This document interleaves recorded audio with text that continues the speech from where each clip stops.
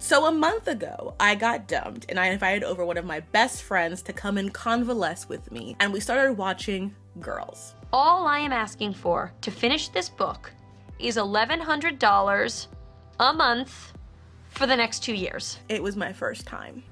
Sometimes you say shit that sounds made up. I, like a good chunk of millennials, especially black ones, have a complicated relationship with this series, but I felt this weird desire to finally check it out.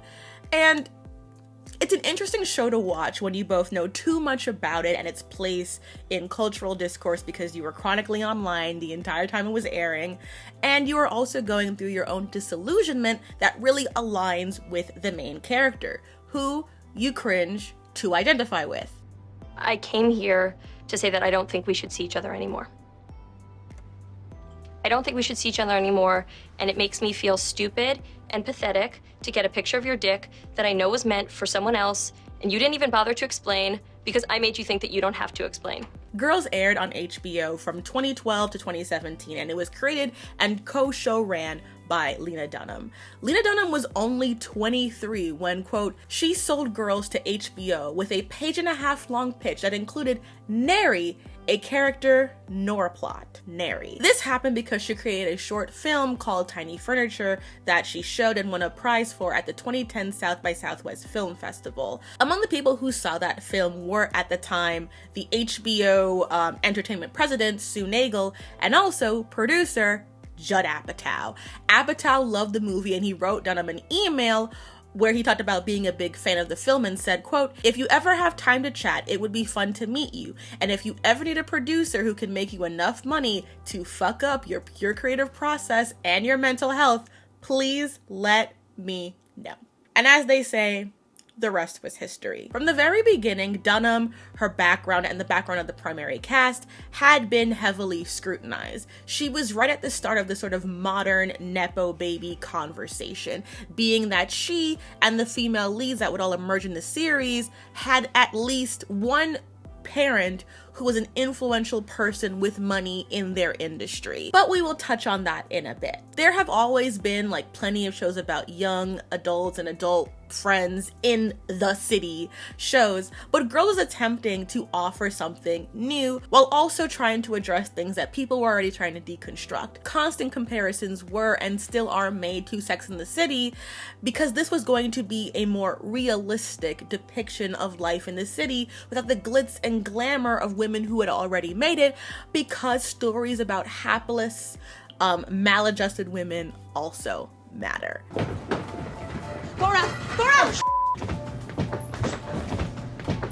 Sex and the City's portrayal of friendship, sex, and relationships were often undercut by an overriding interest in consumer culture and designer fashions. Hell, I never turned down a Chanel bag, but I recognized that this was a lifestyle that the majority of young women could never access. Girls, on the other hand, encompasses the joy and sadness of what it's like to be an underemployed, uncertain 20-something woman in a post-sexual revolution and economically downtrodden world. Can we roll my favorite line from Uncut Gems? I disagree. Still, even as that comparison was being made and praising Girls for that, people did interrogate that premise because other than Dunham, most of the female characters were thin and traditionally attractive, and the entire main cast was still white, something that people were very deeply critical of because the series took place in Brooklyn. Gentrified Brooklyn, but still, because gentrification is not a solely race thing. You could be of any background and still come in and gentrify a community depending on, you know, where you settle, how you integrate yourself into that community, and how you pay too much in rent and therefore make everyone else have to do so as well. Just saying. Being so young, in my opinion, Dunham was not prepared for the massive amount of scrutiny her work, her family, and her body would get, especially because, as Apatow did allude to, having access to this much money, opportunity, and success does erode the pure creative process and your mental health. As a result of being the face of the series, her comments, even when they were made at their most youthful white cringe on race, nepotism, sex, body, and other issues, they were always part of a discussion of the show because she became the show. She was very notable on Your Fave is Problematic, Tumblr.com, like peak, which really lowered my desire to interact with it. Why would I want to watch another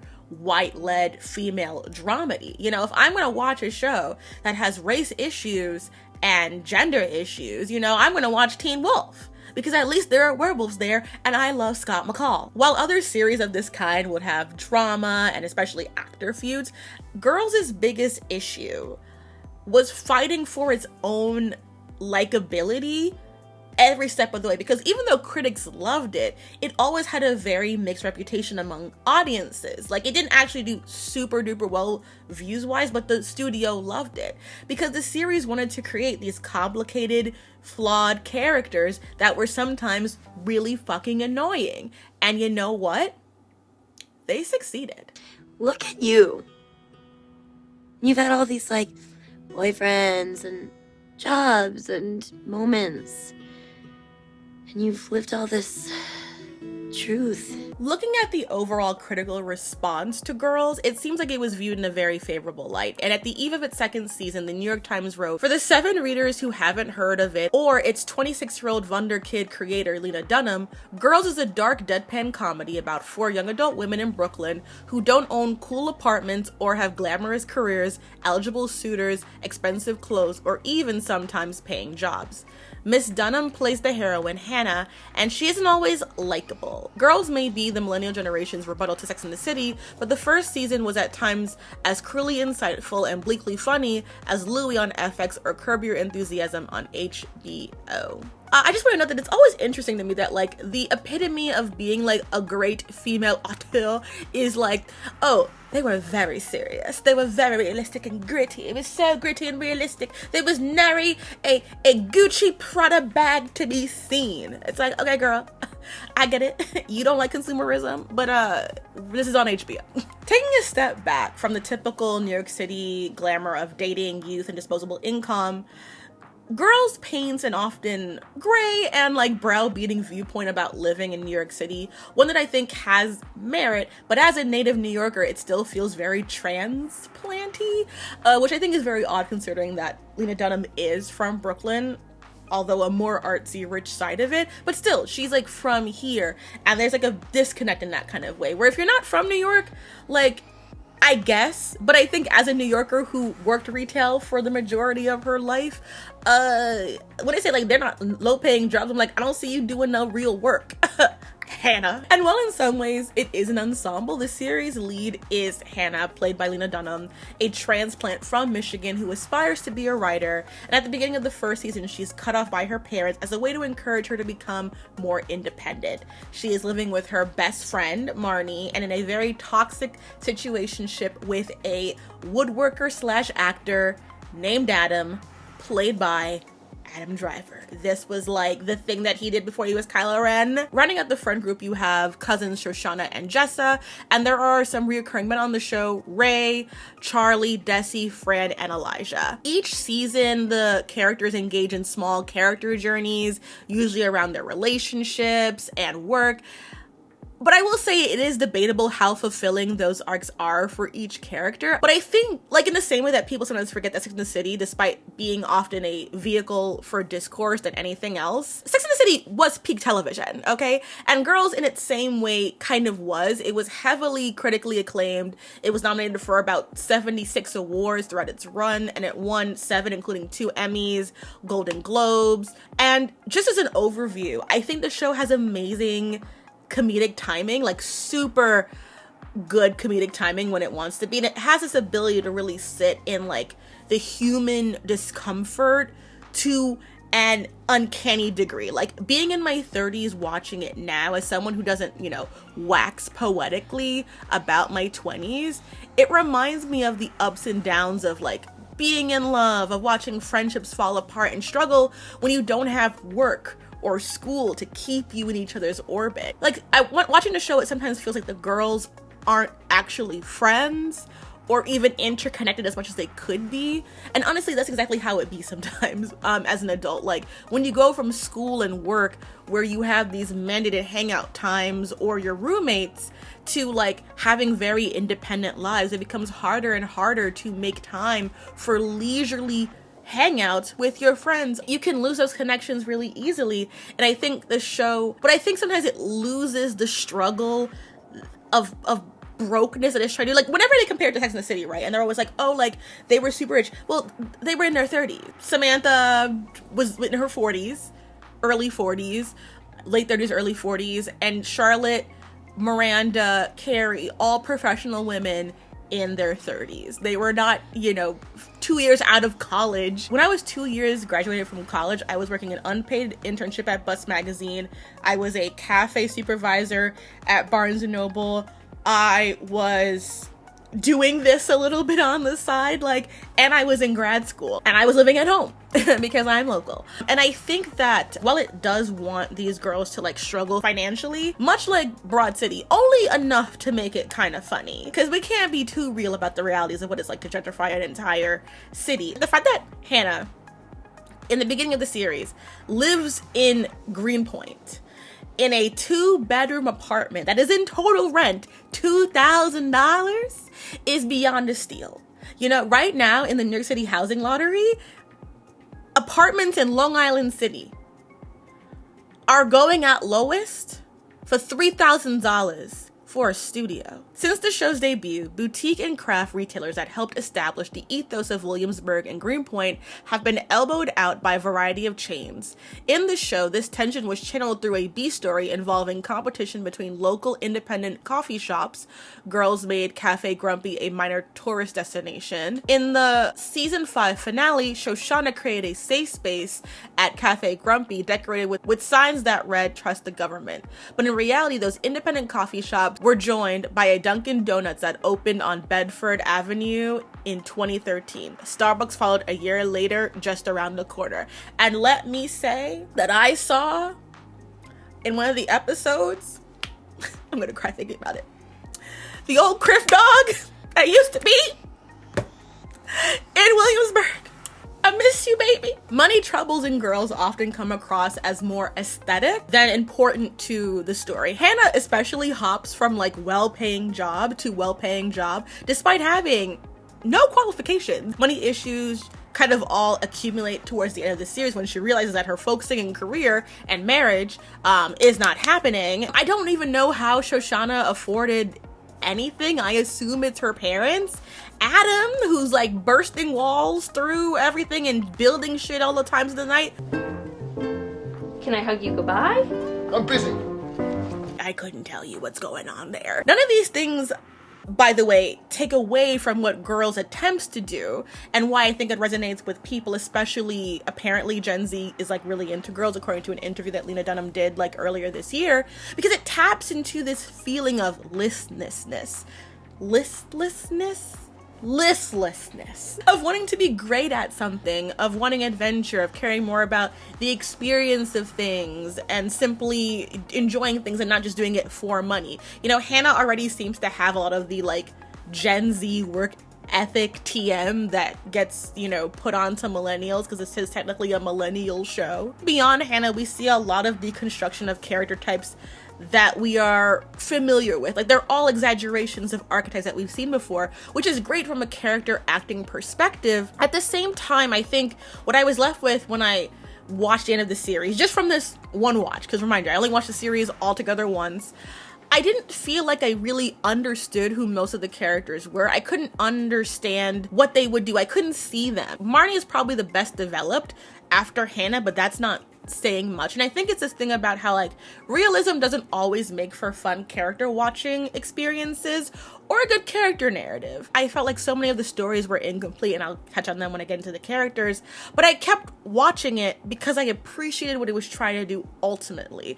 I appreciate what Dunham was trying to say, and I think that if she hadn't come out right before Broad City and Insecure and right after shows like Sex and the City and Friends, especially at a point where we were beginning to actually discuss Friends' whiteness as a bug in mainstream media, it would have been a different conversation. I think with the online space that we were in at the time when that show came out, it was impossible to not really ask ourselves how the whiteness of that show was impacting the narrative. And I think now, as we've continued to have ever evolving conversations about representation, what representation really is when it's just being performative, it sets at this kind of like weird liminal space of like real change happening. And I will say, in terms of just body diversity, as someone who like watches a lot of TV, it is rare to see someone like Lena Dunham's body be so present and sexualized and lusted over in a mainstream way, especially for white media. I feel like when, as a Black woman, I've grown up and like seen bigger women be sexual objects, and it's not always a good thing, mind you. Like there's still fat phobia, but it was normal for me to see like the baddest girls in terms of like the hotties in like my high school, all bigger women. Stacy, if you're watching this, girl, you know you was the shit. Zakia, like, you know, like all the girls who were like the hotties that like I was like, these are the popular girls around me, were all curvier women. But I think when those conversations are happening, we were just beginning to talk about like identity, politics in that kind of way. So when her show comes out about these middle-class white women gentrifying Brooklyn while cosplaying struggle to gain character development XP, essentially, I don't think she or anyone could have expected the culture to shift so dramatically to like be like about that. Overall, the unlikability of the characters on Girls is on purpose, but I would say it doesn't not make it frustrating at times. There's an appealing honesty to the imperfect characterization of the leads. As Hannah puts it to Marnie, Allison Williams, in season 6's second episode, it can be pretty hard to have observations about other people when you're only thinking about yourself. I would know. Unlike a lot of other girl ensemble shows, it doesn't really feel like the female characters are good friends. Then maybe you should lower your expectations. I can't lower them any further. They are rarely unconditionally supportive, rarely insightful, and they often seem to thrive more away from each other than together.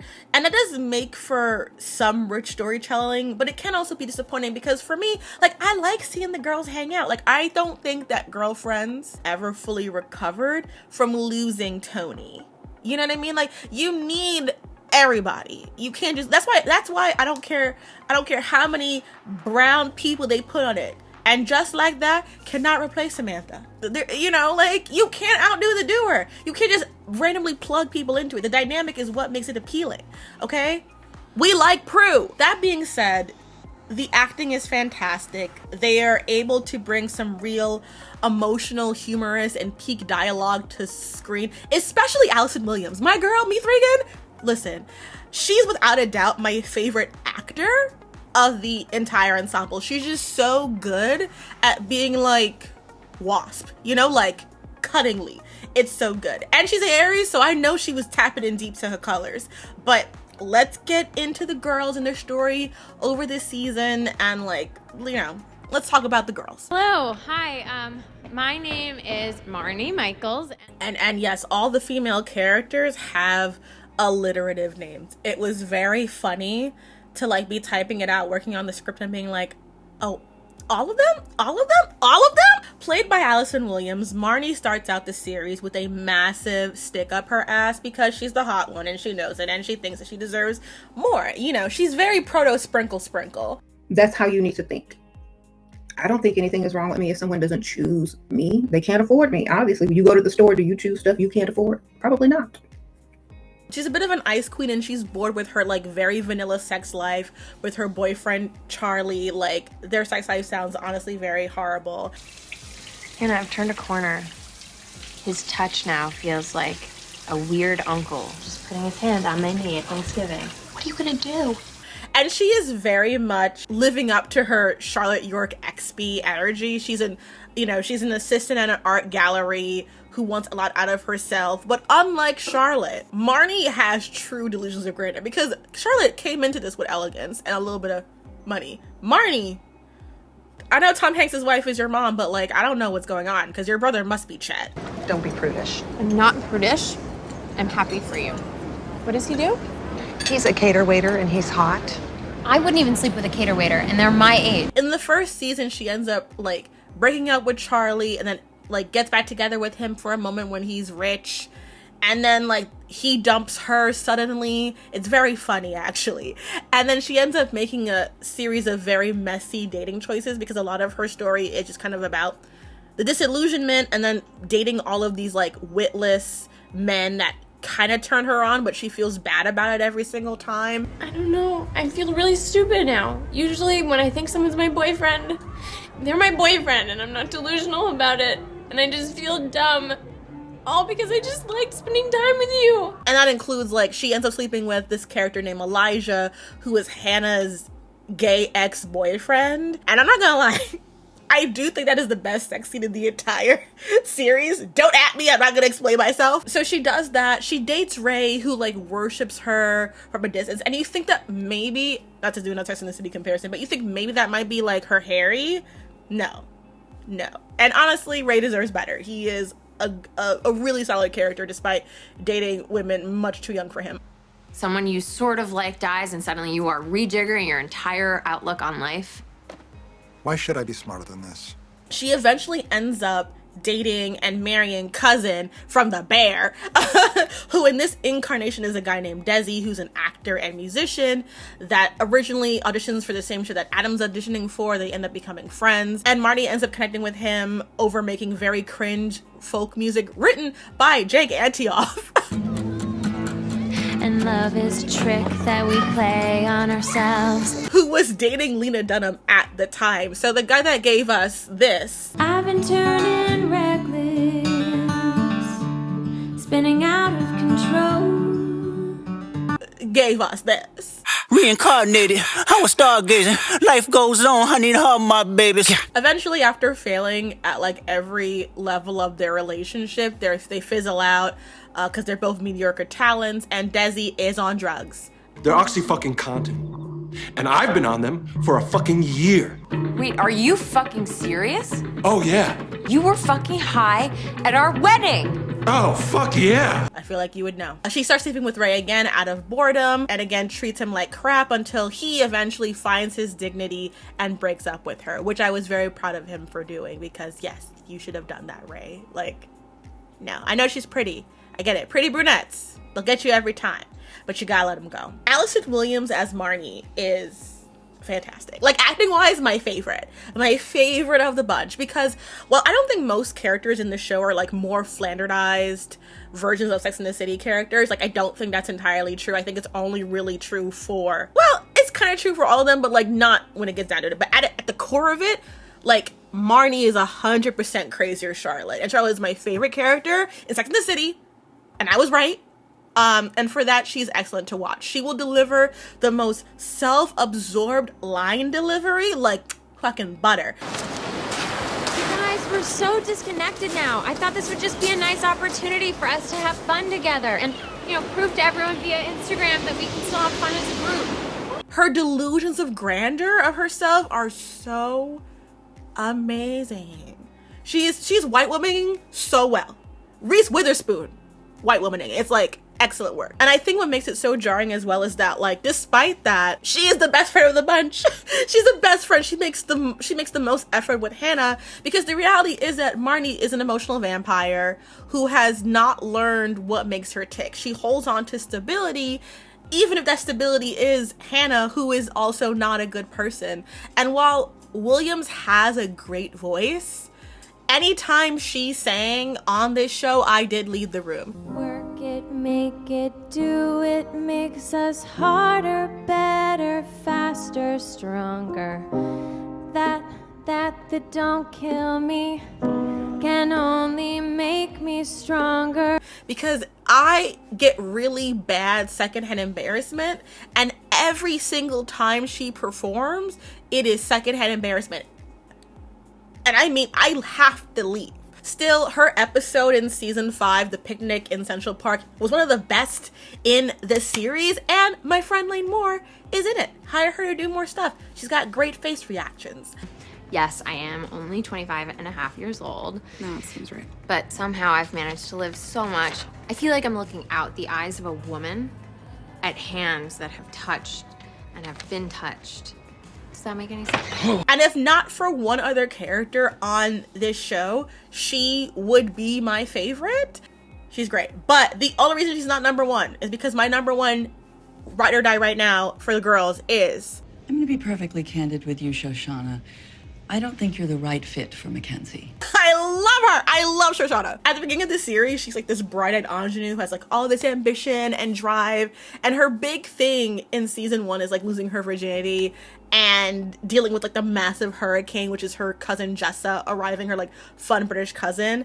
And she's the youngest of the group, so she comes off sometimes as like very naive and like boisterous for the sake of it. But throughout the entire series, I found that while she had moments of like ego, in my heart of hearts, I knew that like this was really just a trial interview, you know, to hone my skills, test like the firmness of my handshake and the walkability of these heels. Why would you come in here and waste my time if you don't want to work at Ann Taylor Loft? she grew up the quickest. She learns from her mistakes and is really able to end the series on such a high note. Like she, at every time where she kind of like gets a little too tipsy and gets a little too real, she's always able to clock all of them. She can read them to filth. I'm like, Shosh, you're in the streets.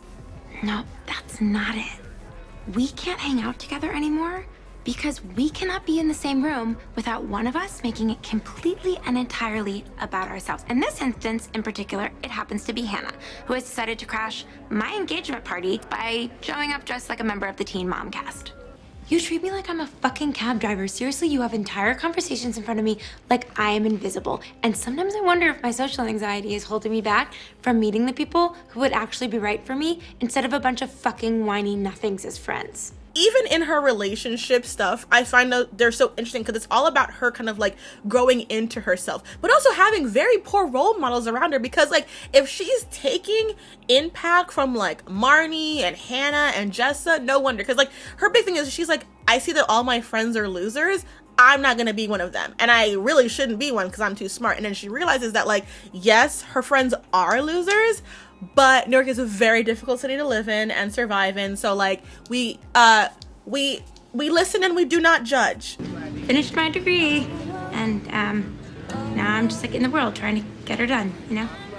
Welcome to the world. And she first dates Ray, which, you know, dating a much older man when you are 20 is tried and true. It always ends poorly, but we all do it. In that relationship, she realizes that he doesn't have any ambition or drive at that point outside of his feelings for her. And while having a grumpy boyfriend is cute a little bit, it hits a wall and she dumps him. Are you kidding me? I don't need fucking therapy, Soshanna. Yes, you do! You hate everything! Seriously, you hate everything. You hate the sound of children playing, and you hate all of your living relatives, and you hate people who wear sunglasses, like even during the day. You hate going to dinner, which you know I love. You hate colors, you hate pillows, you hate ribbons, you hate everything. I can't be the only thing you like. And I was so proud of her because, oh my God, if I had actually dumped people who wasted my time in my 20s, can you imagine the canon that could have happened to me? So for that alone, I was like, this is my favorite. She already did that. And then she like sleeps around for a bit before dating Dipper from Gravity Falls for a little bit. And then she goes to Japan for work. And her episode where she's just in Japan thriving is like one of my favorite episodes of the series. And I just love how it could have felt very like appropriative, and I am not Asian, so I cannot speak to that, and the one person I would have talked to that, I can't talk about this anymore too. So I just was watching the episode just like, this is such a fun look at like the different kind of experiences and like her finding her own self. And I think that it showed how she thrived away from people with very limited drive or very limited understanding of what it meant to actually like work towards something consistently. And so when she returns, she really is a lot more mature than the rest of the group. And even the way that she and Ray eventually navigate their friendship is really lovely to see. Like they end up becoming really good friends to each other, and I love that for them both. I thought it was just really rewarding. And what is odd is that one of the few flaws about this series from a character perspective is that at a certain point it feels like, other than a few moments a season, the combined friendship of the girls takes a back burner, and there's just kind of like a Hannah focus in the ensemble. Like we'll get smatterings of different characters, but I feel like Soshanna and Jessa especially kind of stop actively existing in the narrative. They'll like disappear for a couple episodes, or like will only be there for a little bit, and like we barely see them and they barely feel like friends. And at least with Soshanna, we see that she has the ability to like make new friends and make new connections, and that really her connection to the girls might actually be limiting her. So you're like, okay, go spread your wings and fly. That's for Soshanna. less with Jessa. You are using Marnie to justify your behavior? Then, ew. Seriously? You ruined my relationship with Rachel and Ziva. You ruined my life. I think Soshanna was an amazing character. She ends up getting married to like this hot Japanese guy that she meets, and I'm just like, love that for you, queen. And she just tells the girls, like, we can't be friends. You guys are energy vampires. I'm better than you, and I'm leaving. And I get that that could be to some people seen as a very like douchey moment, but I say that it's healthy to know when people are holding you back from achieving your best life, and I love that for her, and she deserves it. And this is my cousin Jessa. Yeah, no, we remember. Hi. Jessa. Jessa is Soshanna's cousin, who is British, travels all over the world. She's impulsive, doesn't think things through. In the first season, like, her first story is that she thinks that she's pregnant, decides to go get an abortion, skips going to Planned Parenthood, ends up hooking up with a guy in the bathroom, gets her period, and then she's not pregnant anymore. And it's like, you know, maybe now you should use the condom. For a character who has so much narrative potential, I don't know what happened. Jessa just never reached it. There are some great episodes that focus on her, but a lot of it ends up feeling like throwing chaos at the wall and just seeing where it lands. And like, we'll have moments of really great emotional pathos with like the episode with her and her father, where she's telling him like, I was the child. You're supposed to reach out to me. It's not supposed to be my job. An amazing episode. And you act like you want me to come see you, but you don't know how to have me here. You don't know how to deal with it. You don't know how to even have a conversation with me. Oh, you think I can rely on you? Hmm? You shouldn't have to. I'm the child. Even in her episodes with Rehab are like peppered with these moments of like truly engaging insight into like the chaotic nature of her life. Like the episode where she and the guy, like I forget his name, but her and old Loki go hanging out, and Soshanna has to like bring them together, and she sees him try to connect with his daughter in a way that her father never connected with her. I'm like, this is all really great. And then we never deal with that again. And it's kind of like, we never actually conclude that. It just kind of like used to give her a little bit more depth. And then it's just the same old bullshit. And it especially feels like her character kind of like takes a massive step backwards because she ends up getting together with Adam. And I will say this, even though it totally broke bro code and fucked up, I like them together. I liked it. As soon as I realized it was going to happen, I was like, this is funny. This is amazing. It's like if Charlotte dated Big. Can you imagine? That would have been the fanfiction. She's not a really good friend by the end of the series, really. She has unhealthy relationships with her entire family, but in the end, it doesn't really seem to have a lot of narrative consequences for her, except for the fact that when she does finally fall in love, it hits her very suddenly, and it's with someone who's as emotionally like troubled as she is. Like, I think her and Adam really do work together because they match each other's like freak and need to be cared for very, very well. But Jessa just feels overwhelmingly like a half-baked character. Like, she feels like a millennial Samantha, except like Samantha has real moments of pathos. Samantha may be very static as a character, but she has fun moments. She's a very good friend. If anything, Samantha is the best of all the friends in the show. And Jessa just feels very boring. She should be interesting, and she's beautiful, and she's got all the gravitas, but she feels like the female version of a male podcast bro. The truth be told, I'd sort of like to be in jail for a day, you know? It's this feeling you really can't simulate. I also don't understand why or how she could be friends with Hannah, because they are so fundamentally different human beings. I feel like Jessa would make Hannah's anxiety worse, and Hannah's emotional neediness would just make Jessa feel distant. Like, it feels like anxious attachment and avoidant attachment being best friends, and I'm like, maybe close friends, but there's not enough therapy going on to make them best friends. Did you really just say relax to me? Is that really what you just did? Because honestly, sometimes when you abandon someone and don't tell them where you are for months, it makes them feel pretty shitty. So then to call and say, oh, please relax. Oh, don't. I'm in rehab. So yeah, she barely exists in the last part of the series, and it just feels like her story is just getting started. Her relationship with Adam is just turns a corner, and then it just sort of ends. Which kind of sucks because I think Jessa has so much potential, and I wish I knew more about who she was by the time that we don't see her again. You're auditioning with like Zachary Quinto or like Armie Hammer even. Well, I don't really know names, but yeah, definitely it's intense. It's the first time I ever looked at myself in the mirror and maybe wish something was different.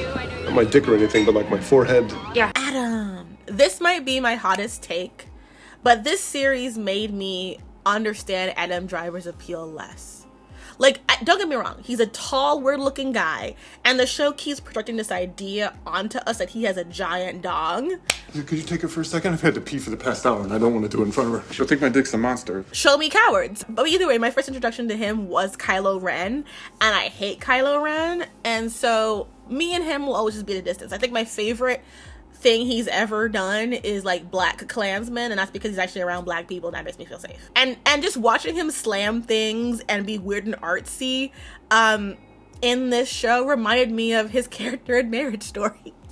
A movie I think is fine, but you know, I just watched Kramer versus Kramer. Adam in this show is a carpenter / aspiring actor who spends a good chunk of the series shirtless, masturbating, being emotionally distant, and then being, you know, an emotionally anxious attachment person. You think because you're, 11 pounds overweight, you no struggle? I am 13 pounds overweight, and it has been awful for me my whole life! Holy fucking shit! Here's the world's smallest, tiny violin playing My Heart Bleeds for you! Then he, like, dabbles in a moment that feels very rapey with another character, gets back together with Hannah, breaks up with Hannah because she's being attachment clingy, and then sleeps with Hannah's best friend, and then maybe thinks about getting back together with Hannah when she gets pregnant, then realizes no, and then he doesn't get back together with Hannah, and it's just kind of like, I just don't like him. Adam isn't doing anything for Hannah. Like, and even there's a scene that I've seen so many people like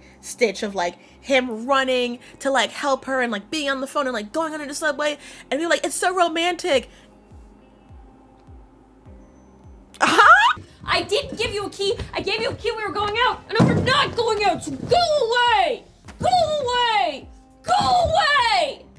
No, he didn't do anything wrong. I was just asking about restraining orders. He didn't do anything wrong. I just wanted to take out a restraining order against him. Are you fucking serious? I read so many comments of people absolutely gassing up this character, and I feel like his actions towards the women in his life is very callous. He is giving like angrier Luke Danes energy, like that I just found to be very icky. He's always breaking things and throwing things and like acting like he's on the verge of a a family annihilator. I'm like, calm down, you know, especially his actions on All Fours where he has forceful and degrading sex with Natalia, who is giving every indicator that she's not into it because he sees Hannah and has like a very emotional reaction. And I just remember watching that scene, I was like, this is very gross and weird, and it is never dealt with at all. It feels almost as if they are dismissing Natalia as a prude because he does end up with women who enjoy that kind of sex, but it never just is the fact that like Natalia was like very much indicating that she was not enjoying it, and he was never perceptive of her enjoyment, of her like awkwardness with the whole thing. It just left a bad taste in my mouth. And when you binge watch a show versus have like seasons to take space and maybe forget certain things, when you're just watching something all the way through, you're just seeing all those moments and you're like, ugh. So it was hard for me to like Adam, even though he would have moments of insight. I just kept thinking about that scene and how that we never deal with it. It just made me feel bad. It just made me feel bad about him. And to be clear, the sex could have been incredibly hot if she was into it. She was not. My apologies for the switch up, guys. My camera ended up going on the fritz and deleting 56 minutes of footage of this very episode. So here I am, slightly oilier, re-recording the whole thing. So we're gonna do it in the safe mode. So I apologize that you no longer get to see me in beautiful 4K. Everything about Adam is very messy 20-year-old behavior that has a lot of rose-colored nostalgia goggles by the time that we get to the final season, where Adam makes like a movie about his relationship with Hannah, and I'm like, oh, you're making a video about a woman that you did stalk and had to get the police called on you for, but like somehow because you met over ice pops it's like meaningful or something. I don't get it. It's weird. But when you binge watch something like this, you can see just how red certain red flags are. So while I understand the certain appeal of having a tall man run after you, I think that let the Scarecrow do that shit at home with his weird girlfriend. Yes, I miss you too. I really miss you. You do? Every time I see something that sucks, like royally but subtly, I think to myself, only Elijah would understand this. There are a bunch of guys who enter the world of Our Girls. Charlie is Marnie's first boyfriend, who is kind of a loser in season 1, then he randomly becomes a tech tycoon in season 2. Then he loses all of his money, dumps Marnie, and returns for a bottle episode, which is an amazing episode, but all of a sudden he's a drug addict. Looks great though. Fran is a nice guy teacher who is dating Hannah in I think the 4th season. But he's deeply ashamed of Hannah on like a professional level, which is valid because she does decide to like go get her tongue, like the under her tongue pierced with Maud Apatow. And like, let me just say, as someone who did get their tongue pierced at like, wow, it's like 19, you're not bringing a 16-year-old to do that. That's deranged and out of pocket, truly. But he's just not a good fit overall. He's kind of an asshole in a very boring, nice guy kind of way. He doesn't match her freak. He just kind of fills some narrative space. Desi, Marnie's husband, you know, he's just a series of red flags that's only interesting because he eats, and I guess he sings. But the singing is less interesting because he really more impressive. Ray is my favorite male character. He actually goes through character development. What a concept. And he starts off as like a very sarcastic, put upon 30-year-old native New Yorker, toss. And he's initially just friends with Charlie, but then slowly after his failed relationship with Soshanna, he becomes more of a regular, you know, grounding presence for a lot of the ladies. He attempts to be more productive. He wants to give back to the community. He kind of wants to protect the neighborhood. And then he ends up finding love in a way that I think is really genuine and heartfelt. And it's through Soshanna. And like I said before, Soshanna and Ray's friendship is really one of the highlights of the series to me. You know, I like knowing that I did love you because it makes me think that I might be capable of something else great someday. And for now, I would like to offer myself to you as your true and unyielding friend. And friends do not let other friends buy underwear in Forest Hills. Because he's around so much Arrested Development, I think it forces him to kind of like grow up and realize, I really can't be around these youths like this. And as someone who did recently hang out with a lot of people in their early 20s, love them. Love people in their early and mid 20s. But I was just like, oh, I'm old and I am okay with that. I do not need to be in these rivers and lakes anymore. Hello. I'm Elijah Krantz. Elijah sort of comes in with like a steel chair and becomes one of the most well-rounded characters in the series. He starts off as Hannah's gay ex, but then becomes one of her best friends, replaces Marnie as her go-to roommate, and he gets so much screen time in the last 2 seasons. You could sort of say that he overshadows and almost replaces Gemma and Shosh as like a girl in the series. And when we last see him, he's gotten his big break musically. He maybe even has a older hot rich boyfriend who actually respects him, which is like aces. He really becomes one of the biggest wins of the girls crew. But we should probably now get to the reason for the season herself, Miss Hannah. Okay, it seems I woke the beast again. This is not a joke.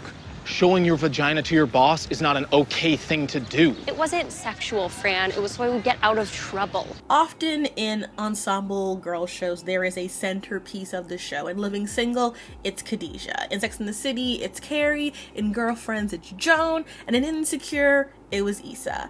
And for girls, it is absolutely Hannah. I would say even more so than any of the above. Hannah starts off this series being cut off from her parents because they think it's the best way to kind of jumpstart her sense of responsibility, since she is floundering and living off of their money. Originally, she's from Lansing, Michigan. She went to Oberlin, I believe, and then she comes to New York as a transplant gentrifier in order to like build her writing career. We are told and shown sometimes that Hannah is talented, but she is lazy, largely driven by ideals, and doesn't really have a sense of fiscal responsibility. She uses sex and codependent friendships as a way of coping with her own sense of insecurity and instability in what she does. And I think in all of that, Hannah is a really fascinating character in this kind of archetype. We are so used to seeing like the lonely, smart, maladjusted brunette girl being flawed, but overall kind of a darling to the narrative. Really still traditionally attractive, still driven in all the right ways, still able to avoid serious struggles because they're just so charming. And Hannah is truly obnoxious, self-centered, self-important, but a very realistic depiction of someone who is talented but has never had to really work for it, and therefore has to constantly come up to face with the reality that she may be talented, but that's not enough when you have the personality of a wet noodle. And now I find that I cannot think or write clearly due to the overwhelming negative emotions around me. So you're saying that it's our fault you can't write? I mean, I don't like to use words like fault, but yes. In a series where so much of it is a deconstruction of that four-girl ensemble and wanting to tell the story of flawed young women, I think it's fine for Hannah to be, at her core, an unlikable character. I think that unlikable female characters are interesting and necessary. I think the problem is that while she is structured to be unlikable and flawed, she still kind of stumbles into just like careless victories. She's never seriously single, she's never seriously destitute, she's never seriously at risk of her failures meaning anything. She's able to go from job to better job once or twice, kind of being at the coffee shop but usually quitting at the same time you see her there, all while having an apartment in Greenpoint that is a 2-bedroom with a massive kitchen and living room that is only $2,000. And I remember that up all the time because at one point she has a job at GQ that pays her in one paycheck more than her rent. No, this is the right amount. This is how much money I make a week? Yeah. This is a lot more than my rent. And usually at jobs like this, you get paid twice a month. So she not only makes more than her rent, but plenty enough to save. Well, also, and it's a regular job, she's gonna have a W-2, so it's not like she has to put money away as if it's freelance. She's a full-time staff writer. She probably has health insurance through her job. And that all gets taken out at the beginning. So she has oodle money. Oodle money. And she quits that job to be because she wants to be a real writer and not just be part of like the corporate output machine. Glad you're able to put a price on that kind of integrity, girl, because most people would literally kill for a job like that. But again, that happens, but no worries. She's able to become an English teacher at a high school despite having no teaching degree. It's probably like a charter school or something, but still, no teaching degree, no at all energy, as if she's good around youths. And then somehow at the end of the series, she gets an academic job at a college based on her writing talent, which we never really see her, like she'll get assigned a project to do. We never see her what the writing looks like, but we will hear that it's good and people like it. And she just kind of then goes to the next great opportunity. This is what makes the idea that it's meant to be a deconstruction and more grounded somewhat laughable, because Hannah is still such an overly privileged character while dealing with one of the most difficult realities, which is being a working writer in New York City, a job that we have only seen become more precarious as the years have progressed. Like, I think that's kind of the thing also about like being a writer in like this era versus like when a Carrie or a Khadijah would have been doing it. It's not make Hannah a bad character. No, I think Hannah is a fascinating character in a lot of ways because she's always dealing with how her own lack of interior stability impacts her life. She's depressed, she has OCD, she has feelings of failure, even though she still, I think, overall does enjoy her body, discusses her weight issues as well. Like, she is flawed first, realistic 5th, 6th, 7th, way down the road. The oddest decision is actually her accidental pregnancy. By the time we get to season 6, she accidentally gets pregnant, and that feels so odd for someone whose whole big thing in season 1 is that she always uses condoms. I really hope you didn't find that flippant, because I did not mean that abortions aren't a big deal. I just meant that I have very little sympathy for people who do not use condoms, because that is how you get pregnant and that is how you get diseases. So. And I get it, he's a hot surfer guy, but I would think you should use a condom with anybody. Use condoms. They're good for you. Get tested regularly, even if you're in a committed relationship. And even in the final episode, she is saying some of the dumb shit she always says, despite having pushed the whole baby out of her, but she still manages to deliver a great speech about motherhood to a teenager, all while standing in her underwear, because she does grow throughout the series. And I think it would be biased of me to claim that she doesn't, but I think that the narrative also wants to be realistic and bittersweet, but it also doesn't want Hannah to fail, because they know that failure of that serious degree would be too dissatisfying, so it kind of like plays in the middle. And I think it has the potential to be complicated, because when we think of something like Sex and the City that is so much more wish fulfillment narrative, you are able to then have characters and in a place that is satisfactory to all of them. You know, Carrie has big, Charlotte gets married and adopts a baby, Steve Miranda, mwah, house in Brooklyn, Samantha getting dicked down by a man who loves her, excellent, perfect, idealistic, and it all comes back to what they've wanted and fought for the entire series. And I think that overall Soshanna kind of has that. Gemma, I think, like, if you think having Adam is a victory, go off. I wouldn't personally, but I'm not her, so God bless. And then Marnie is kind of just like helping Hannah along. I guess it's time for me to start figuring out what's next. Any ideas? Piece of me has always wanted to go to law school. Ugh, so boring. No, I mean, it's a start. It's a start. But Hannah, who is our lead, I think she ends up getting something poignant, because at the end of the episode, the end of the series is all about her trying to get her son, Grover, to latch and breastfeed, and just the struggles of that with her. And I think it plays so well in a series where I don't feel like every character ends up satisfying, because it's a moment of human connection after so much struggle, which is at the core of Hannah's entire story. She has struggled this entire series to latch, to have that stability and care and tenderness, and now she's having to give that to someone else. And it's hard, it's not easy, but in the end, the effort, when she can't run away from it, pays off, and she's able to connect with her son. And she may only have Marnie and her mom with her. She's in a totally different place than she expected. She's not in New York. But despite all of that, in that moment, she's latched. The nepotism thing is ridiculous. It's like no one ever got a television show because their mother was like, you know, an alternative art figure in the 1980s and 90s. Like, that's not how it works. I wish that's how it worked. And I didn't cast anyone for any reason but that they are people who fascinate and thrill me. And Brian Williams didn't strong-arm you into... No, I didn't grow up in a house that... So, Girls was one of the early conversation starters around the topic of Nepo babies. The main women in the cast all have some ties to the arts and entertainment, but most importantly, money. Lena Dunham's parents are both well-known artists. Jemima Kirk's father is a famous drummer, and her mother owned a very classic vintage store in New York, and also is the daughter of like a very wealthy British businessman. Zosha Mamet is the daughter of David Mamet, and Alison Williams is the daughter of journalist Brian Williams. They all are connected, and their collective joint slay of nepotism, and the fact that they were all white, and none of them at the time, because Alison Williams has definitely talked well about the NepoBaby issue since, but none of them at the time really knew how to address this issue in a productive way. And as I've said before, I think that Girls has the misfortune of coming out after Sex and the City and Friends, but before Broad City and Insecure, And it was arriving just as the conversations about diversity were really taking off.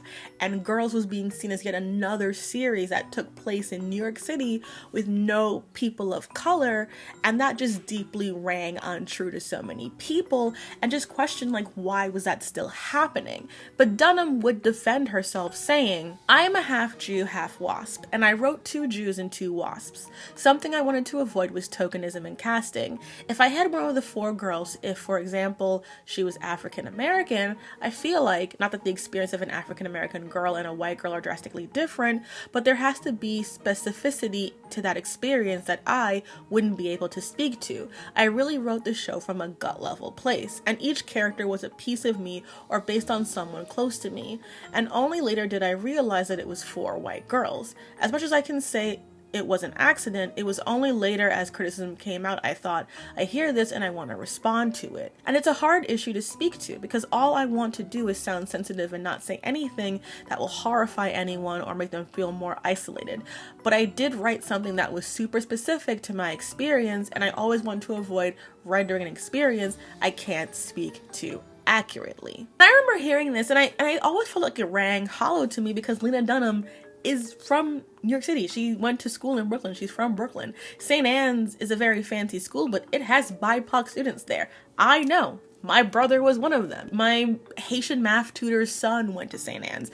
I worked at the Bookstore Magic location that's near that school. Like, it's diverse enough. Like, there are wealthy, well-off black and brown people who live in that area and send their kids to that school. You have money. You're someone who identifies as a feminist. Like, you understand these concepts that, and even if you personally can't speak to that yourself, why not hire a writer who could? Ta-Nehisi Coates actually talked about the show and said that he believed that storytellers first and foremost must pledge their loyalty to the narrative as it comes to them. I'm not very interested in Lena Dunham reflecting the aspirations of people she may or may not know. I'm interested in her specific and individual vision in that story she's aching to tell. If that vision is all white, then so be it. I don't think a storyteller can be guilted into making great characters. For him, the larger issue was the power behind Lena Dunham. There has been a lot of talk this week about Lena Dunham's responsibility, but significantly less about the people who sign her checks. My question is not why are there no black women on Girls, but how many black showrunners are employed by HBO? This is about systemic change, not individual attacks. This thought was shared by Maureen Ryan, who pointed out that we just do not hold men or male showrunners to this same standard. Where are the think pieces taking networks to task for the millionth procedural about a troubled male cop or the millionth comedy about a guy who has problems with women? Why are we holding Lena Dunham's feet to the fire instead of the heads of networks and studios? It troubles me, not least because it's easier and lazier to attack a 25-year-old woman who's just starting out than to attack the men twice her age who actually control the industry. You know, respond to it sensitively. And I heard people when they said, like, that doesn't reflect my New York. And as the show expanded, I tried to expand its world culturally. And I also think, I hope it started a conversation about the fact that what we need is more showrunners of color who are telling their own stories. And I think this is a fair point. I mean, like, when we think about shows like Schitt's Creek, do we look at the actor who plays David as actively as a Nepo baby as we do Lena Dunham, even though he is just as much of a Nepo baby?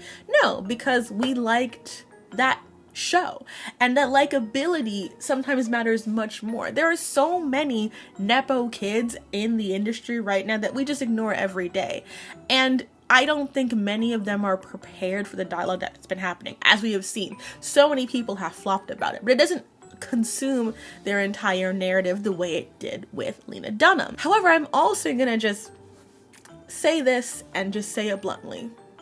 I do hold women to a higher standard, the same way I hold black people to a higher standard. I know being oppressed doesn't make you inherently good, but if you're going to position yourself as an informed, intelligent, left-leaning person who is looking to me as a viewer to critique your work and to take into account your work's existence within a patriarchal system, then yes, I am going to expect you to be better than a white man. To me, the whiteness of the show sort of pushes back against the same attempt to tell a gritty series, because the absence of POC also makes the show feel, especially in 2024, super duper gentrified. There are so few shows in New York about working people who are from here trying to make a living in the creative fields. Shows like Girls already accelerate an already preconceived notion that you come to New York to try and make it big. Meanwhile, you raise up the rent in lower income areas until they are white or just inaccessible to people who are from here. I mean, honestly, I was just so amazed by his apartment. It's huge. It's like twice the size of yours, and he paid nothing for it. And it just made me think, like, why doesn't everyone struggling in New York move here and start the revolution? It's like we're all slaves to this place that doesn't even really want us. And then the only person who cares about gentrification in any way in the show is Ray. This special person is going to ask you the question. Yeah. So, well, what do you miss most about the neighborhood?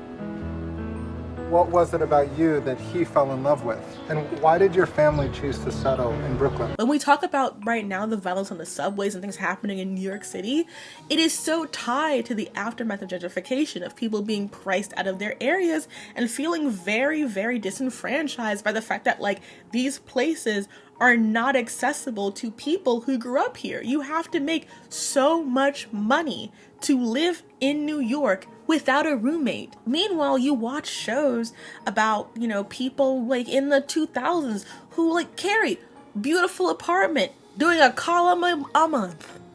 Ridiculous. And I feel like that racialized ignorance of the show wouldn't matter if it wasn't pretending that it wasn't its own fantasy. You know, Girls doesn't need diversity, but it needs to be aware of the lack of diversity built into it. You know, when you look at something like Succession, for example, it tells you, it shows you in the pilot that this is a world of rich white people and rich people in general who spit on the poor and use them as pawns in the chessboard. It knows how slimy white billionaires are.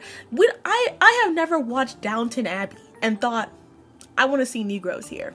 Absolutely not. The one time we did, I was like, take them out. And Girls is so focused on telling its own truth through the eyes of Lena Dunham, who, while talented, has never seriously, professionally struggled. There is a genuine lack of lived experience that exists within the show, and it would have benefited them to have someone on the writing team, or at least in that sphere that was close to Dunham, who knew what it was like to, like, work a retail job full-time, to pay for their education out of pocket, to have no choice but to stay in a job until an opportunity came around and they took a creative risk. Lena Dunham may not have had a lot of first-hand experience with a diverse friend group, but why does that have to trickle down to Hannah? But I never thought about the fact that you were black once.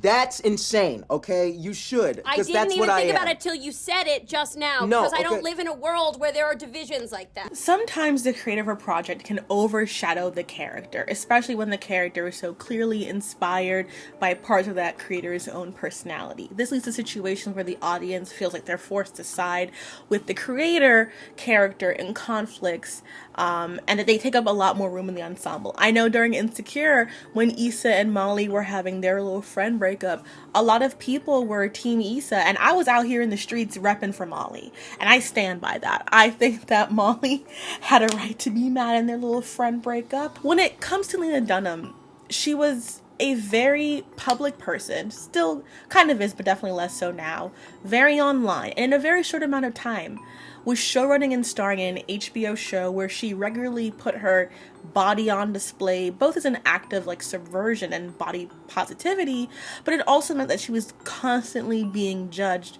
for that. You can see so many comments about people being tired of seeing Hannah's naked body, and it's really gross, and yet she kept doing it, and I think that's really admirable. And I will say this as someone who has to deal with like how TikTok can just lead to like weird body dysmorphia, I really do commend her ability to just sort of like brush those things off and keep going. But of course it still impacts her regardless, as we'll get to in a second. But this terminally online behavior of both Dunham and her writing staff, because one of her writing staff did say, I think I forgot to say it above, but when all the race conversations were happening, one of the writers said, oh yeah, the thing I hated most about Precious is I never saw myself in it. And I'm just like, bitch! I would say that the three biggest things that I remember really impacting her included, one, this passage in her book, Not That Kind of Girl, where there is a passage about her and her sibling that some people read as being abusive. People were throwing around the term molested, and it really started a dialogue about childhood sexual abuse, boundaries, sexual exploration as children. It was a lot, and I can imagine that it was a lot both for Lena herself and for her sibling, who was like a mostly private person at the point. And it was one of those moments where I remember when I read the book itself, I remember thinking, like, why are you sharing this? Like, what is the point of sharing this? And I think that, like, you know, as a proud fan of the Celebrity Memoir Book Club, I don't know if they've actually covered this book. I should go check that out. But regardless, one of the things I think about when you're writing a memoir and you're writing something that's personal is, like, to understand that there needs to be a little bit of space. There are some stories that are actually better kept right here. Sometimes if you don't have the range, it is best to stay out of the shooting gallery. Okay? And I just feel like that entire passage, while I can understand it being a larger piece of her general sentiment about sex, sexual exploration, and how even as a young person she had these weird feelings, I don't think it benefits the general public to know that much about you. It is more complicated than that, but I think if you are an adult doing your due diligence, you would be better about putting stuff like that in a public narrative for people to share. Especially because it doesn't just impact you, it impacts your sibling. And even if their sibling was okay with it, I feel like other people in the room should have been like, maybe not this. And that was back in 2014. In 2016, she made comments that I can only describe as bizarre about an interaction with Odell Beckham Jr. that she shared during an interview with Amy Schumer. I was sitting next to Odell Beckham Jr. and it was so amazing because it was like he looked at me and he determined I was not the shape of a woman by his standards. He was like, that's a marshmallow, that's a child, that's a dog. It wasn't mean, he just seemed confused. We were all confused after that because I don't understand at all why you would share this. And I mean this with the depths of my soul. The gum jabbar would have to be right here for me to share these thoughts. Piercing. And even then I might just take it. Not only was this super weird and so cringe, secondhand embarrassment to the end, like, it also felt very racialized because why are you looking at this black male basketball player for your validation at the Met Gala and deciding that he looked at you and you were not the shape of a woman, that you're taking all of this from Odell Beckham Jr.? I understand the insecurity, and that insecurity is at the root of this, and I get talking in a situation with like someone like Amy Schumer why you would feel like comfortable to like talk about this, but you have to understand this podcast that you're sharing with someone is at the peak of both of your mutual fame. People are going to dissect it. You have to have some due sense. And after this whole thing happened, she responded that despite my moments of bravado, I struggle at industry events and in life with the sense that I don't rep a certain standard of beauty. And so when I show up to the Met Ball surrounded by models and swan-like actresses, it's hard not to feel like a sack of flaming garbage. This felt especially intense with a handsome athlete as my dinner companion. And then she went on to say, most importantly, I would never intentionally contribute to a long and often violent history of the over-sexualization of black male bodies. Even when I feel insecure about like stretch marks or like the fact that I have a lot more, stomach than I used to ever have, I'm like, listen, I like all these bits and bobs. I have the breasts of a One Piece character. When I sit down, my thighs go like this. It's great. I have literally been in the room with like Michael B. Jordan. Was I mad he didn't flirt with me? No, because I wouldn't even think that, girl. So that was really messy. But I think the moment that really sticks in my mind and like I think really impacted the way I view Lena Dunham and kept me away from all of her stuff up until me watching Girls Now, is the incident with Aurora Pernot. And she accused screenwriter Murray Miller of sexually assaulting her when she was 17 and he was 35, according to the police report that she filed on November 17th of 2017. Miller had been an executive producer on Girls. In response to these accusations, Lena Dunham and her then frequent collaborator, Jenny Connor, released a joint statement leaping to his defense in the most inappropriate way I can imagine. During the windfall of deeply necessary accusations over the last few months in Hollywood, we have been thrilled to see so many women's voices heard and dark experiences in this industry justified. It's a hugely important time of change, and like every feminist in Hollywood and beyond, we celebrate. But during every time of change, there are also incidents of the culture in its enthusiasm and zeal taking down the wrong targets. We believe, having worked closely with him for more than half a decade, that this is the case with Murray Miller. While our first instinct is to listen to every woman's story, our insider knowledge of Murray's situation makes us confident that sadly this accusation is one of the 3% of assault cases that are misreported every year. It is a true shame to add to that number, as outside of Hollywood, women still struggle to be believed. We stand by Murray, and this is all we'll be saying about this issue. This is gross, deeply inappropriate. Both Dunham and Connor would walk away from the statement. Dunham apologized. She clarified that she did not actually have any insider information, but this was exceptionally disturbing. I remember, I think, writing about it for the Mary Sue many years ago when it happened, and it was just really disgusting that even if they did have doubts and they did think that something was going on, to use your power, to use your presence at the peak of your career at this point, for Dunham especially, Girls had just wrapped up, to use all of that power and goodwill as a feminist young voice, to wield it this way was so deeply irresponsible. And I felt so upset about it. And then watching the episode American Bitch made me even more upset that she did this. I wasn't trying to punish you. I just think it's important to listen to the voices of women who have historically been pushed to the side and silenced. Do you know the woman who wrote the article? American Bitch is in the 6th season of Girls. It's one of the best episodes in the series, in my opinion, and it's where Hannah writes an article about an author named Chuck Palmer who is accused of coercing college students into having sex with him. She's invited to his apartment by the writer, where he systematically picks apart the women's accusations by trying to tell his side of the story.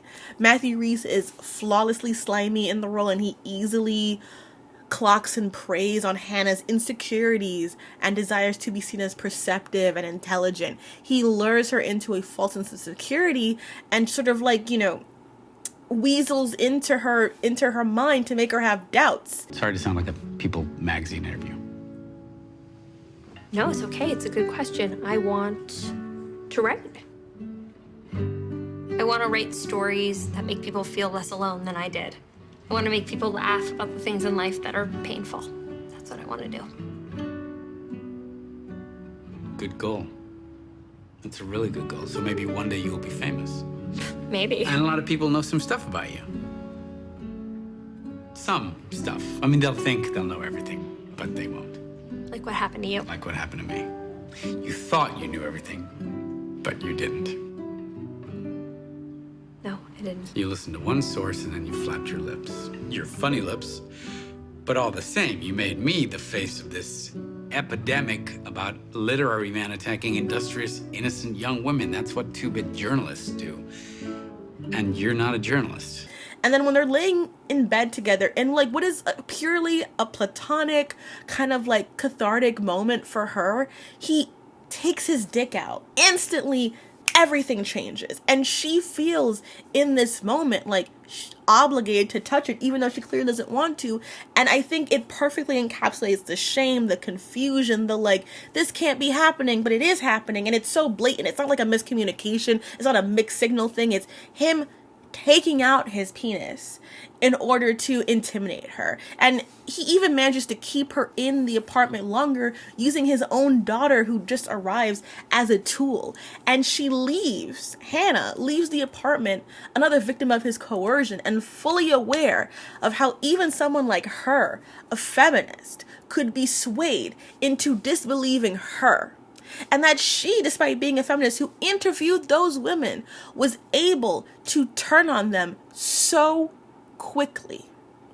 That episode aired within like 8 months of Perno filing that report, like 8 months before. Lena Dunham wrote an episode about how older men can sexually manipulate young women and still fell for it in real life. Something that we know can happen. We're dealing with this all with the Blake Lively stuff right now, of people, even people who are involved in DV being, susceptible to this kind of propaganda because that's how it works. So I'm not saying that she should know better inherently from just writing this episode, but to write this episode and then take such a public statement with a situation that's so connected to it is one of the most chillingly out of touch things she has ever done. It is chillingly out of touch, it is irresponsible, and it encapsulates the sort of painful reality that Lena Dunham is a highly intelligent individual, but she is not often capable of understanding her privilege and knowing how to stay quiet in these situations. And while I think to a certain degree it's hyper put onto her because she is a woman, when you are being told that you have this magical voice and you should share it, but you're not taught how to discern it, you end up really hurting yourself in the process. Well, it's funny when I always say this, but when my character said, I'm the voice of a generation, she was on drugs. Like it wasn't like a claim like, I'm here world, get used to me. I thought it, and I'm sort of now accepting like that's the line that's gonna follow me around till my grave, and it's totally fine. To be self-reflective, in my junior year of college, that's when girls started coming out. And I was already at the beginning of being the media person you see today. If you've been following me for that long, you know I was doing this just much more shit-talkingly. And while I did see people who were excited about this new show, I just kind of saw it as another show about white people. And if I'm being honest, I think the more I learned about Dunham at that point, and especially the NepoBaby conversation, I did develop kind of a chip on my shoulder of wondering why certain people are just able to get opportunities in the first place. And I think Lena Dunham becoming such a divisive figure allowed me to root my dislike of her in something pure, and like, she's problematic, so I'm free to dismiss her entirely. And while I think there's a lot to validly dislike Dunham for, and you're able to do that in good faith, I also think that I was being a hater. And I've been thinking a lot about Franchesca Ramsey's, one of her recent TikToks, where she kind of talks about, when you're jealous of someone and how jealousy is a normal emotion, but it's very easy to get wrapped up in the idea that like they don't deserve it and you deserve something, but are you actually working as hard as you could for it? I didn't get it. I couldn't understand why she was popping off like that. I'm being totally honest. I was jealous. I was absolutely jealous. I felt like I should have been there instead of her. So then I go to this party, and I meet her at the party, and she's so nice, because of course she is. And over the course of our conversation, I was genuinely blown away by her work ethic. Something she said that really broke my brain open was that when it came to creating content, she had created a contract with herself. And she knew no matter what, she had to put out content because she was not going to break that contract for herself. Also, you got to be honest with yourself. Are you really doing the work, or are you dilly-dallying and wasting time? Because the alternative is a lot scarier and a lot harder. By the way, Franchesca Ramsey is like one of the most amazing people ever. I've only met her once in passing ages ago, but like she's someone that I look up to like so profoundly, and like I really take her messages and her praxis when I listen to what she says. And that resonated with me, and it made me think a lot while I was working on this video, because I have, even though like obviously having parents with that kind of access, but we all have privileges. And I think that me criticizing Lena Dunham and me being a hater about her having this opportunity doesn't make me have more opportunity. It's worth critiquing nepotism as something that helps people have an advantage, but we also are just so inconsistent with who gets that ire. Yes, Blake Lively did get married at a plantation, but Ryan Reynolds was right there with her, and like Ryan Reynolds does not nearly get as much critique of that as she does. You know, like Ryan Reynolds doesn't get critiqued that way. Like, does Hugh Jackman get as much critique about being friends with Ivanka and Jared as like other people? No. You know, if he was a woman who did that, we would never hear the fucking end of it, rightfully so. And so I think that when I reflect on what makes girls click for people and actually taking, you know, my hateration, holleration out of it and really enjoying it on a certain level just as a show, I do think, despite my criticisms, it touched on something really important and often unseen in shows like this. Failure, disillusionment, a sense of dreams being truly deferred, and how horrible your 20s can be sometimes. Like, and I enjoyed my 20s for the most part, but as I sit here in my 30s, I think about how so much of what we are meant to be is rooted in youth. That's the reason why 30 under 30 like lists are so big compared to like 40 under 40. But I also think that for me, I've always wanted to be this age. You know, one of the things I enjoy about Sex and the City is that those women are in their 30s. I am the same age as Carrie Bradshaw is, and it's joyful to me because the 20s of girls is a struggle, and it is rough, and I don't want that. You know, the 30s of Carrie Bradshaw are about finding emotional connection, furthering my career, and making time to have brunch and meals with my friends, which is what I want to do. You know, I want that. And I think that comes with getting through your 20s, learning that comparison is the theft of joy, and learning to latch onto things that actually matter. Watching Hannah hop and skip through all these massive successes career-wise was hard to watch because I think on a certain level I had to deal with the fact that I feel underaccomplished as a person, as a human being. You know, her Arrested Development may be worse than mine, but I have found myself longing for feeling like I had that kind of talent.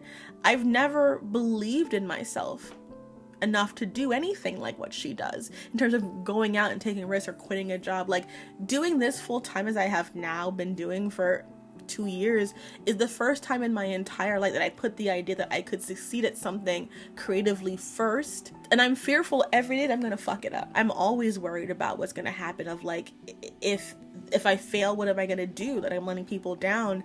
I've never really had the security in my work to really go for it like that.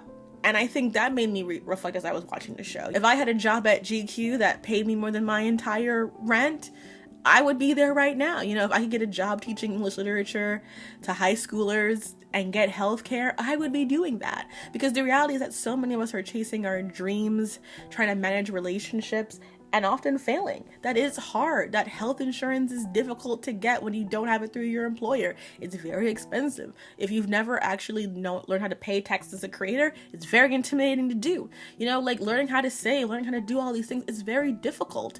And TikTok and social media have set up in a way where you're watching relationships of all kinds fall apart in front of massive audiences. You know, we have TV that is fueled on body insecurity. You know, we have no idea what people's faces look like. Dating apps are horrible. We're in a fucking dystopia. But the first dystopia is your own life, your own mind, your own having to let pieces of you go in order to save the rest of it. Seeing Marnie get divorced, seeing Gemma fall in love and hating it, seeing Soshanna realize that like these friends were from my childhood and they are not my adult friends, and like that's okay, is like, it's a lot. But Girls gets it at its core, and I think its failures in terms of really understanding race and class hinders it from connecting on certain levels that matter to me. But it still understands that empty, dreadful feeling of working hard, putting your all into something, setting expectations for yourself, and then finding out, in the words of Mitchum Huntsberger, you don't got it. Girls is a voice of this generation. Smart, annoying, cynical, honest, and trying its best in the fucking worst series of economic realities to just latch onto something real.